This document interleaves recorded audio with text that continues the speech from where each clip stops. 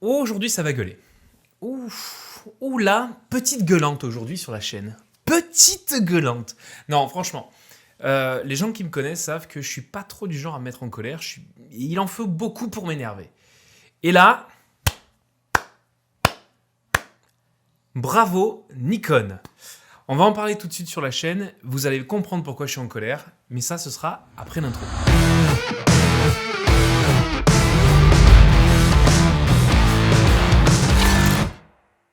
Salut les vidéastes, j'espère que vous allez bien, bienvenue sur la chaîne Yesterday Vidéo. Moi je suis super content de vous recevoir ici, vous êtes de plus en plus nombreux et franchement ça fait plaisir, ça encourage. Ici on parle matériel vidéo, astuces de tournage, petits tutos pour améliorer vos rendus. Si vous n'êtes pas encore abonné, ça se passe juste là. Aujourd'hui on va parler matériel et je vais vous parler du Nikon Z6 II qui est le boîtier principal que j'utilise aujourd'hui. Les raisons qui m'ont poussé à choisir cet appareil et pourquoi aujourd'hui j'en reviens un petit peu et notamment sur un point qui franchement m'a vraiment déçu de la part de Nikon et donc voilà, on va parler un petit peu de tout ça. Concrètement, j'ai pas envie de passer 2 heures à vous dire pourquoi je suis sur Nikon, etc. Depuis que je fais de la photo, je suis sur Nikon. Mon tout premier appareil photo, c'était celui-là. Et voilà. Mon tout premier appareil photo, c'était celui-là. Un Nikon D3100 qui, franchement, faisait bien le taf il y a une dizaine d'années. C'était un des premiers appareils photo réflexe grand public qui proposait déjà de la vidéo. Alors en HD, en 25 images par seconde. Mais voilà, c'était déjà quelque chose d'assez cool. Donc quand j'ai dû choisir mon matériel, il y a 2 ans quand je me suis lancé, forcément, naturellement, je me suis orienté vers du Nikon. Et donc j'ai choisi le Nikon Z6. Je ne vais pas vous faire tous les avantages, il y a une vidéo très bien faite de la chaîne Explique-moi encore qui est très claire et qui franchement moi à l'époque m'a aidé à choisir mon appareil. Donc c'est celui-ci, le Nikon Z6 première génération. Concrètement, si je me suis orienté vers Nikon, c'est déjà parce que j'avais du matériel avec des objectifs, etc. de chez Nikon, mais aussi parce que je trouvais qu'en termes de rapport qualité-prix, c'était franchement ce qui se faisait presque de mieux sur le marché à l'époque, parce qu'il proposait de la 4K en 30 images par seconde. Il ne proposait pas de log en interne, mais à l'époque, moi, c'était pas quelque chose qui me gênait, parce que le travail de la colorimétrie, comme vous avez pu le voir dans cette vidéo-là, c'est pas quelque chose qui faisait partie de mes spécialités à ce moment-là. Mais concrètement, en fait, ce que j'aimais chez le Nikon Z6 et ce que j'ai apprécié aussi dans le Nikon Z6 II, c'est vraiment sa capacité à évoluer avec notre propre pratique. C'est-à-dire que pour un appareil à 2000 €, comme celui-ci, on se retrouvait avec un appareil qui faisait de la très bonne 4K, de la très bonne HD avec du ralenti jusqu'à 120 images par seconde, donc un ralenti divisé par 4, et tout ça en interne. Et au fur et à mesure que je progressais, j'ai pu acheter un Atomos qui enregistre là au-dessus pour l'instant et qui me permettait d'améliorer mon rendu avec des profils log en 4 de 10 bits. Alors pour que vous puissiez comprendre concrètement quelle est la différence entre le 8 bits et le 10 bits, je vais vous expliquer très rapidement ce que c'est. En gros, le 8 bits, c'est le nombre de couleurs qui sont disponibles quand vous enregistrez dans votre appareil photo, dans votre caméra. Le 8 bits, c'est 16 millions de couleurs, c'est-à-dire 256 nuances de vert, 256 nuances de rouge et 256 nuances de bleu. Concrètement, le 8 bits, c'est pas mal. La seule difficulté, c'est que quand vous avez un gros dégradé de couleurs, comme je vais vous montrer à l'image, le 8 bits ne peut pas être suffisant pour traiter tout le dégradé de couleurs. Et donc vous allez avoir ce qu'on appelle du color branding, c'est-à-dire une sorte de saccade dans les couleurs du dégradé qui à l'écran est pas très joli. Je vais vous montrer ça à l'image. Quand vous enregistrez en 10 bits, vous avez 1 milliard de couleurs disponibles. Ce qui veut dire que pour des dégradés, vous allez avoir un rendu beaucoup plus smooth avec un joli dégradé qui va passer par exemple du rose au bleu beaucoup plus facilement. Et donc c'est pour ça qu'il est préférable d'enregistrer en 10 bits plutôt qu'en 8 bits. Après forcément, voilà, ça demande une certaine puissance à l'intérieur d'un appareil et Nikon a fait le choix de rendre ce 10 bits uniquement disponible sur l'Atomos. Et ça, je peux le comprendre parfaitement parce que c'est un compromis entre la puissance interne d'un boîtier pour éviter les surchauffes, pour éviter par exemple des problèmes avec le microprocesseur, etc. Et le fait de le rendre disponible uniquement sur enregistreur externe, je trouve que c'est un choix plutôt judicieux et plutôt intelligent de la part de Nikon pour limiter les coûts. Pour vous expliquer rapidement la différence entre un profil flat et un profil log, je vais vous mettre 2 images à l'écran. Donc là, je vous montre une image en log. En gros, là, vous voyez l'image, elle est vraiment pas jolie. On a l'impression qu'il y a une sorte de voile à l'image. En fait, c'est ce qui permet, avec une courbe log à l'intérieur du logiciel de votre appareil, qui va permettre de récupérer un maximum de détails en basse lumière, donc vos basses lumières, vos noirs vont ressortir un peu gris. Mais là, par exemple, sur l'image que je mets à l'écran, vous voyez que au niveau de la porte, là, qui est sur la droite de votre image, vous voyez qu'au niveau de la porte du bateau, là, il y a du détail.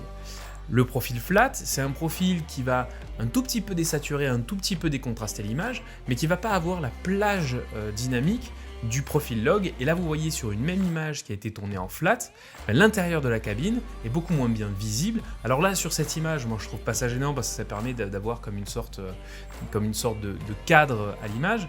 Mais si j'avais voulu avoir par exemple un personnage à l'intérieur de la cabine, ben en profil flat, au ralenti, il n'aurait pas été bien illuminé, j'aurais eu aucun détail. Et ça, pareil, Nikon a fait le choix de rendre disponible le log uniquement sur l'enregistrement externe.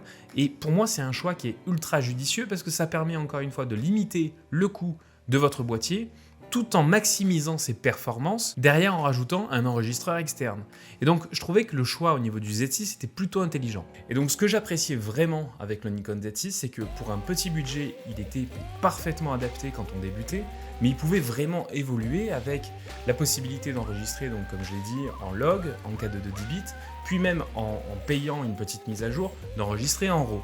Il me manquait qu'un truc, c'était la 4K en 60 images par seconde, et pour moi c'était vraiment le boîtier parfait en termes de réponse à mes besoins. Et en novembre 2020, Nikon annonce la sortie du Z6 II avec la 4K 60 images par seconde, sans plus préciser que ça ce qu'il y aurait dedans. Et à l'époque, ils nous disent simplement la 4K 60 images par seconde sur le Z6 II ne sera disponible qu'à partir du mois de février 2021. Ils donnaient pas plus de précision que ça, et c'est là où en fait, vous allez comprendre pourquoi aujourd'hui j'ai une sorte de colère vis-à-vis de Nikon.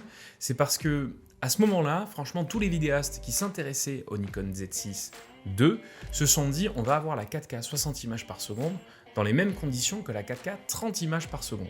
Eh ben non les gars. Et c'est là où je suis en colère, c'est que Nikon a dit on vous propose la 4K 60 images par seconde, mais on vous dit pas comment.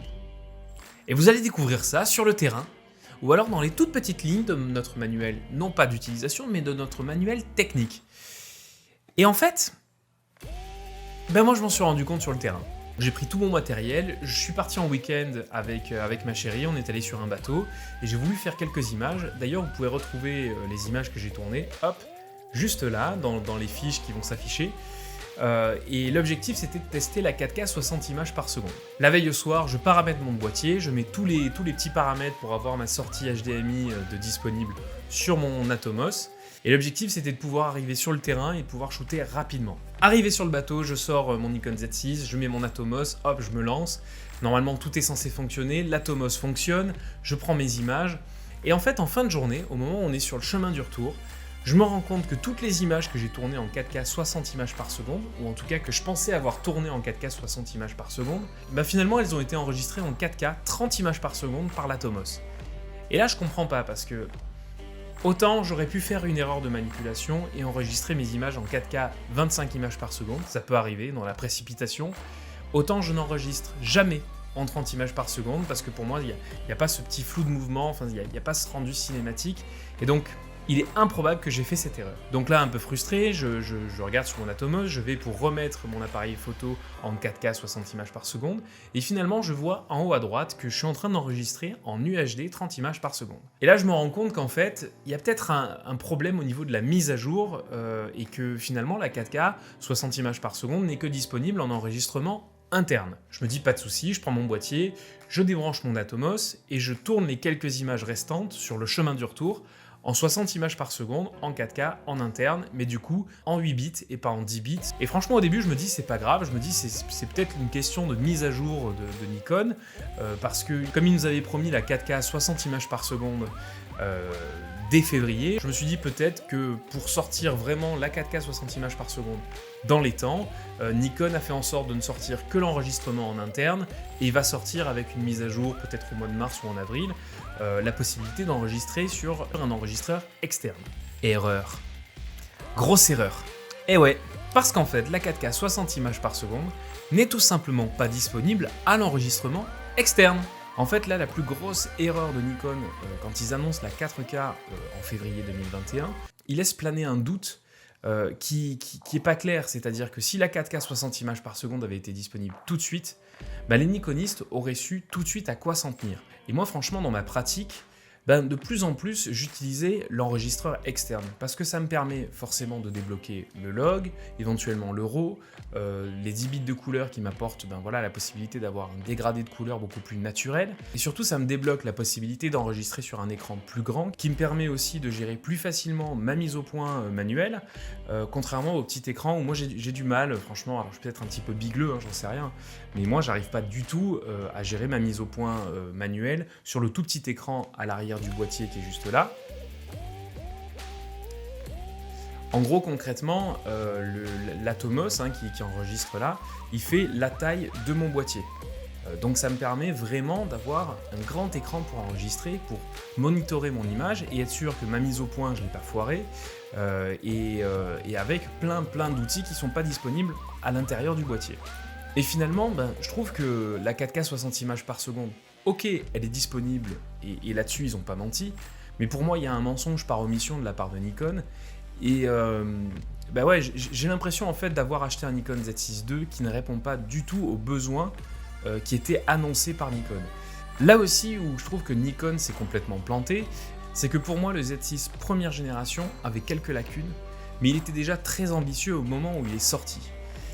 Et là où Nikon se plante avec le Z6 II, c'est que pour absolument pas du tout toucher à son tarif, ils sont venus limiter leur boîtier, qui finalement répond aux lacunes du Z6 première génération d'il y a 2 ans, mais sans prendre en compte les besoins des vidéastes, non pas il y a 2 ans, mais actuellement. C'est-à-dire que là, Nikon, pour moi, c'est complètement flingué, parce que le Z6 troisième génération sortira peut-être dans 1 an, 2 ans, 3 ans, et d'ici là, les besoins des vidéastes auront encore évolué, et je pense qu'à ce moment-là, le Z6 II sera plus du tout dans la course. En fait, avec cette 4K 60 images par seconde, Nikon avait vraiment l'opportunité de casser le game avec un boîtier pas cher, qui faisait preuve aussi de compromis, mais qui, avec un enregistrement externe, permettait d'avoir autant de force et d'arguments, avec un boîtier qui était 2 fois moins cher qu'un A7S III, 2 fois moins cher qu'un Canon EOS R5. Voilà, ce manque d'ambition de la part de Nikon, moi franchement en tant que Nikoniste, m'inquiète, parce que je me dis, plus qu'ils ont raté 2-3 petites choses sur leur boîtier, je me dis, mais Nikon, est-ce que financièrement, vous allez bien? Est-ce que, sérieux, je me pose vraiment la question, est-ce que vous n'êtes pas en train, sur des petites économies, de manquer d'ambition parce que vous n'avez plus les moyens de satisfaire les besoins des Nikonistes, des vidéastes, des photographes, etc. Et je me dis, mais qu'est-ce que ça augure pour la suite? J'espère me tromper, je sais que c'est une attente très spécifique, mais pour moi, ça montre quand même que Nikon est sur le fil du rasoir entre compromis et problèmes de santé financière.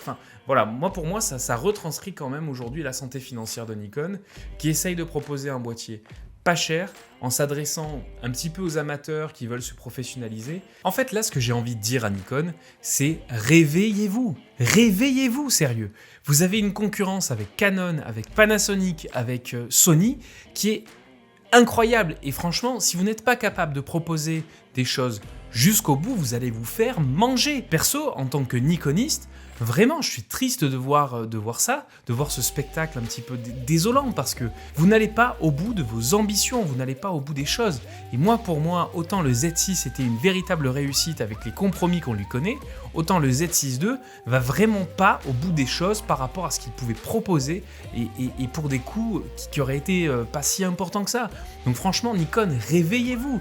Je sais pas ce que vous en pensez, mais moi j'ai l'impression d'assister à la déchéance de Nikon, qui, comme Olympus, comme Kodak, essaye de lutter contre des nouveaux arrivants sur le marché de la photo et de la vidéo, et que ils sont un peu démunis face à cette force et cette puissance qu'a Sony notamment à proposer des boîtiers dans tous les sens. Et la preuve que Sony est en train de vraiment tuer le game, c'est qu'ils sont capables d'aller nous proposer un A7S III avec une FX3 qui sont exactement les mêmes boîtiers, et pourtant tout le monde va se jeter sur la FX3 qui coûte 500 balles plus cher, alors qu'en fait, pour 500 balles moins cher, ils auraient pu tout simplement s'acheter un A7S III. Pour moi, vraiment, Sony, Quand je vois la FX3 qui sort, je me dis mais ils sont en train de faire une erreur monumentale. Et quand je vois l'engouement qu'il y a autour de cette FX3, je me dis mais en fait ils ont raison. Ils sont en train de se créer un monopole sur le marché de la vidéo. Et Canon, Nikon n'arrivent pas à y répondre et je trouve ça vraiment désolant. Franchement, ma première réaction quand je me suis rendu compte de tout ça, c'est de me dire bon allez, je vends tout, je vais chez Sony ou chez Canon, je vais me prendre un vrai boîtier qui fait de la vraie vidéo et puis terminer. Après, en y réfléchissant, ben voilà, un boîtier comme le Z6 II, c'est quand même un boîtier génial. Il ne faut pas oublier que c'est un boîtier qui est ultra polyvalent. Oh, il y a un chat qui vient de passer, je crois, non le Z6 II, c'est un boîtier qui est ultra polyvalent.